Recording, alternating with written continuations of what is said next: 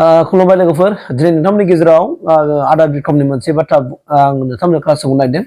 आङो स्पन्सर लायगोन बिथाङा दिनै मोनसे बाथ्रा बुंनो बेकफोसार बाथ्रा बुंदों बिथाङा ससियेल मिडियायाव दिनै मोनसे ओरैबायदि बाथ्रा बुंदों जाय बाथ्राखौ खोनायोबा नोंनि बिखा बिख्लाबो खामग्लिगोन जाय बाथ्राखौ खोनायोबा नोंनि बिखा बिख्लाबो सौग्लिगोन जाय बाथ्राखौ खोनायोबा नोंनि बिखा बिख्लाबो ओरैबायदि नांगोन कि जे बाथ्राया थारैनो मा जामारदों मानोना नोंगौ जों मानसिफ्रा बयहाबो मेगन दं जों बयहाबो गोसो दं बयहाबो खोमा दं जों खोनायो बयहाबो मेगन जों नुनो हायो स' दिनै बिथाङा आखायाव दिनै बै लेखाखौ लानानै जाय लेखाखौ दिनै बिटिसिनि सेक्रेटारिनो हरदों आसाम गभर्नमेन्टनिफ्राय स' बे बाथ्राखौ दिनै बिथाङा स्पष्ट खालामनानै होदों नाथाय बियो मा लेखा आरो मा बेखौ दिनै नोंथांमोननि गेजेराव आङो फोरमायनानै होगोन स' नोंथांमोना आङो आदा बिक्रम दैमारिनि जेनोखि बुंनाय बेखौ आं नोंथांमोननो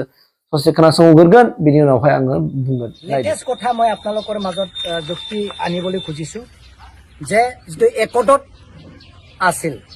6.3 দফা মতে গোটেই স্কুল আৰু কলেজক যিবিলাক এটা চৰকাৰী হোৱা নাছিল এইবিলাক স্কুল আৰু কলেজক চৰকাৰী কৰিম বুলি প্ৰতিশ্ৰুতি কৰিছিল আৰু একটত আছিল কিন্তু এই স্কুল আৰু কলেজক অসম গভৰ্ণমেণ্টে বৰ্তমান আমি কোনো চৰকাৰী কৰিব নোৱাৰে বুলি তেখেতসকলে আমাক লেটাৰ পঠাইছে পিটিচি সেক্ৰেটাৰী মানে আমাৰ বড়ো যেটো এই কাউন্সিলত তেখেতসকলে পঠাইছে যে চৰকাৰে কৰিব নোৱাৰে বুলি তেখেতসকলে বিটিচি কাউন্সিলত পঠাইছে মানে আমাৰ বিটিআৰ বাকিৰ ৰাইজৰ কাৰণে এটো মানে দুখজনক এটা ইনফৰমেশন এইবিলাক কথালৈ ৰাইজক জনাব লাগিব ৰাইজতে আশা কৰি আছে না স্কুল আৰু কলেজক মানে এই চৰকাৰী কৰিম বুলি ৰাইজতে আশা কৰি আছে কিন্তু অসম গভৰ্ণমেণ্টে ডাইৰেক্ট লিখি পঠাইছে যে ইয়াতে লিখা আছে যে it is not possible for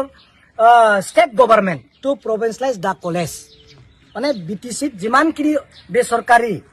চৰকাৰী নোহোৱা স্কুল আৰু কলেজ আছে এইবিলাকক আমি চৰকাৰী কৰিব নোৱাৰো বোলে ষ্টেটে সাৰেন্ডাৰ কৰিছে খেলা খতম এতিয়া আৰু 10টা কলেজটোকো এই বিটিআৰ যেটো বিটিচিৰ এডুকেশ্যন ডিপাৰ্টমেন্ট ডাইৰেক্টৰে মোক লেটাৰ পঠাইছে যি স্কুলক 10টা কলেজক প্ৰভিন্সিয়েলাইজ হৈছে বুলি দল বাজিছে ফুলকা পঠাইছে খানা খাইছে তেখেতসকলৰ কাৰণে বহুত দুখজনক খবৰ লিখা আছে 10টা কলেজ যেটো প্ৰভিন্সিয়েলাইজ কৰি হৈছে বুলি ঘোষণা কৰিছে এই 10টা কলেজ কোনো গভৰ্ণমেণ্ট এমেন্ডমেন্ট বিল নাই বুলি ইয়াতে লিখা আছে পঢ়ি দিম there is no government amendment bill স্পষ্ট কৈছে there is no government amendment bill in connection with provincialization of 10 notes of degree college under BTR যিবিলাক ঘোষণা কৰিছিল ব্ৰহ্মণ বড়ো ডাঙৰে যে 10টা কলেজক চৰকাৰে কৰা হল কিন্তু কোনো চৰকাৰৰ আইন নাই আৰু এমেন্ডমেন্ট বিল নাই আৰু আসাম চৰকাৰে আমি কৰিব নোৱাৰো আপোনালোকে পাৰিলে যদি কৰক আপোনালোকৰ পৰা দৰমহা দিয়ক আপোনালোকে বাজেটত ৰাখক আমি দিবা নোৱাৰো বুলি স্পষ্ট আসাম গভৰ্ণমেণ্টে কৈছে এতিয়া চাওক এই যে আমাৰ উদালগুৰি আৰু দৰঙত এজন কেণ্ডিডেট আহিব বা হল ঘোষণা হল দিলীপ শইকীয়া ডাঙৰীয়া তেখেতে কোনটো পাৰ্টিৰ পৰা বিজেপিৰ এই বিজেপিৰ গভৰ্ণমেণ্টে লিখি দিছে যে চৰকাৰে কৰিব নোৱাৰে বুলি সমৰ্থন আমি কি কৰিম এই দিলীপ শইকীয়া ডাঙৰীয়া তাত আপোনালোকে হুদক যে আপোনালোকে চৰকাৰী কৰিব নোৱাৰা বুলি লেটাৰ পঠোৱা পাৰ্টিৰ পৰা আপুনি হয় নেকি যদি হয় আপোনালোকৰ আমাৰ পৰা আপোনালোকে বিদায় লওক नुबाय नङा होमबा लोगोफोर बे जाहैबाय मा एसे आगोलसो सिगां बे बिटिसि आवहाय मोनजि कलेजफोरखौ प्रभिन्सियेलाइज खालामबाय होननाय मोनसे जोङो नटिस मोनदोंमोन आरो बै मोनजि कलेजफोरनि गोरायुंजों लोगोसे माने फाकाल्टि मेम्बार्सफोर स्टाफ टिचिं नन टिचिं गासैबो दिनै गोजोननाय मोननानै रंजादों खुसि जादों बयबो गोजोनलायदों नङा होमबा बहुत बयबो गोजोननाय मोनदों दिनै रंजादों आरो बिटिआरनि चिफ प्रमद बर' सारखौहाय वेलकाम जनायदों दा दिनै थारैनो गमामा आरो फिन दिनै मोनसे सोमोनांथाव आरो संजाथाव बाथ्रा दिनै बिक्रम दैमारि आदाया बुंबाय जे बिथाङा आखायाव मोनसे लेखा लानानै बुंगासिनो दङ आरो बिथाङा फरायनानै खिथादों कि जे कुनु मोनसे स्कुल कलेजफोरखौ प्रभिन्सियेलाइज खालामनाय जानाय नंला एबा खालामनो हानाय नंला माने आसाम गभर्नमेन्टआ आरो लोगोसे जाय बै मोनसे एसे बावैसो मोनसे कलेजफोरखौबो जेनाखि प्रभिन्सियेलाइज खालामदोंमोन बेखौबो खुनु मोनसे एमेन्डमेन्ट जायाखैनो बियो बेयो मोनसे मावफुं जायाखै अब्ला एमेन्डमेन्ट जुदि जायाखैब्ला बेखौ बेनि बै बिथांमोना जे दिनै प्रभिन्सियेलाइज जाबाय बिथांमोननो दाना सेलारिखौ सोर होगोन पिडिसि गभर्नमेन्टनिफ्राय होगोन ना आसाम गभर्नमेन्टनिफ्राय होगोन बे मोनसे गेदेर गोनो गोथो थाबाय दाना दा बे बाथ्राखौ दिनै बिथाङा बुंदों स' बेनिखायनो दिनै दरं उदालगुरिनि जेनाखि केन्डिडेट दिलीप शइकिया बिथांनो मानो भट होनो बिथांमोना रायजो राजाखौ सोंदों जुदि बिथांमोना दिनै बिटिसि गभर्नमेन्टनो लिरहरबाय जाय जेनाखि सरकारनि बिथाङानो सासे केन्डिडेट बिथांमोनानो लिरहरग्रा अब्ला बिथांमोना जुदि बेफोरबायदि स्कुल कलेजखौ प्रभिन्सियेलाइज खालामनो हायाब्ला बिथांमोननो मानो भट होनो मानो जों मा मोनदांनानै जों मा लुबैनानै जों मा नांगौ थाखाय बिथांमोननो जों मानो भट होगोन गिदिर मोनसे कुइसनखौ खालामदों बिखुमादाया दा नोंथांमोननि सायावसो सोनारगोन जे नोंथांमोना दिनै बयबो मेगन गुनु मानसि खोमा दं बयबो खोनानो हायो साननो हायो गोसो मेलेमजिबो नोंथांमोना नायदो बिथांनि लेखाखौ नोंथांमोना हायोबा बयबो फरायनानै नाय आरो थारैनो बे बाथ्राया बिराद मोनसे जोंनि थाखाय बिखा बिख्लाव नांथावथाव जादों स' बिथाङा बे बिदा गेदेरा दिनै जे बाथ्राखौ बुंबाय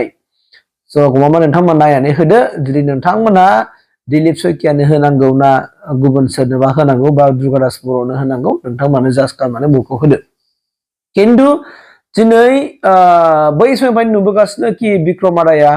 माखासे फोरमानलाइफोरखौ फोरमान बिलाइफोरखौ आखायाव लायै लायै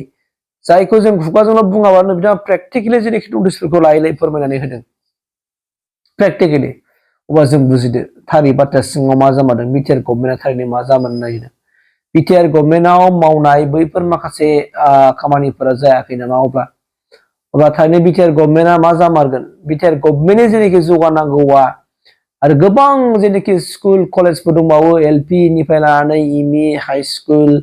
कलेज गासैबो बिराद गिदिर गिदिर बेसाफोर सोरबाया रिटायार जालांबाय थेवब्लाबो दिनैसिमबो स्कुला प्रभिन्सियेलाइज जायाखै दाखालिसो मोनसे नुलायबाय आङो बेसा फोरोंगुरुआ प्रभिन्सियेलाइज जाबानो रिटायार जालांबाय बिराद दुखु गोनां बाथ्रा स' बिथांमोननि फोरोंनायाव गोबां जेनाखि दिनै सोरबा बायदि बायदि बिफानाव दिनै साख्रिफोर मावबाय नाथाय बिथांमोना जाय गुरु बिथांमोना दिनै रानथाब खुथाब गुबुनखौ माने मेगन नुहोनानै गावनि संसारा दिनै खाना जानानै थांबाय बेफोरखौ माने नुयोब्ला खोनायोब्ला बिराद दुखु गोनां थांनाय 17 बोसोरावबो जायाखसै प्रभिन्सियेलाइज खालामनो हायाखसै दानि जेनाखि सरकारनि समावबो हायाब्ला थारैनो जों बै मास्टारफोरनि जेनाखि बिसोरनि फिउचारा मा जागोन बिस्राबोथ' फिसा फिसौ दंमोन फिसा फिसौनि थाखाय सिमां दंमोन नाथाय बिथांमोनाथ' फिसा फिसौआथ' फरायनो हाजोबखाबाय दा दुखु खस्थ'नि गेजेरजोंबाबो नाथाय थैनोसै समाव जुदि सरकारनिफ्राय जुदि रिकगनाइज जानानै एसेबो जुदि धर्मा मोनजालांनो जुदि हायाब्ला बिथांमोननि गोरबो बिखायाव बेसेबां दाहा थागोन थारैनो बिक्रम आदा बुंनाय बाथ्राया सैथोब्ला आरो मानो सैथो नङा जानो सैथो नङैखौ बिथाङा मानो बुंनो जाय लेखाखौ बिथाङा आखायावनो लानानै फरायहोगासिनो दङ बेखौ जोङो नंखाय बुंनो हागोन नामा बे नंखाय नङा जाय लाइजामखौ आसाम गभर्नमेन्टनिफ्राय बिटिसिनि सेक्रेटारिनो हरदों होनना बुंदों बिटिनि प्रिन्सिपाल सेक्रेटारिनो हरदों जे कुनु मोनसे स्कुल कलेज प्रभिन्सियेलाइज खालामनाय जानाय नङा हानाय नंला आरो जायफोरनाखि हरदों दाखालि जे मोनसे कलेजफोर माबा प्रभिन्सियेलाइज जाबाय बेबो कुनु मोनसे एमेन्डमेन्ट नङा अब्ला बेफोर बाथ्राखौ खोनायोब्ला नोंथांमोनानो फिल खालामदो जे बाथ्राया थारैनो मा जानो थांमारदों बिटिआरआव मारै जामारदों स्कुल कलेजनि जेनाखि आसा खालामनानै दंगासिनो दङ बुहुत काम काज आसा खालामना दं बैफोर आसाफ्रा बेसेबां जामारगोन दा नोंथांमोनानो गोसो गोरबो बिबेक दङ नोंथांमोनानो मोजाङै सिन्था धारणा खालामनानै नोंथांमोननि सायाव सोनारबाय नोंथांमोना सोरनो होयो दिलीप शइकियानो भटखौ होनो ना नोंथांमोना दुर्गादास बर'नो भटखौ होनो नोंथांमोनानो डिसाइड खालामनानै भटखौ होबानो जाबाय बे आंनिफ्राय खावलायबाय आरो थेंक इउ